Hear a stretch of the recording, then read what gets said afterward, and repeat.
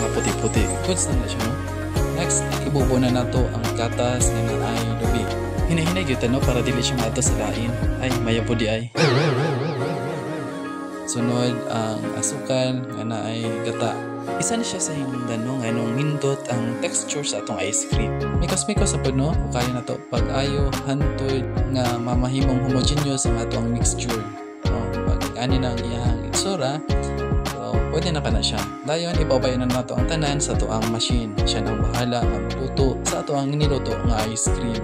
Madaling dapita mo ang pinaka-crucial part sa pagluto og ice cream. Tungod kay kinahanglan nga mahimong sakto o tansyado lang ang atong ibutang nga tubig, ice o asin.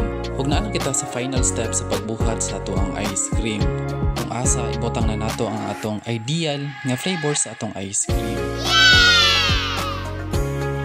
Mao na kini ang finished product sa tuang gibuhat nga mga proseso kaganiha.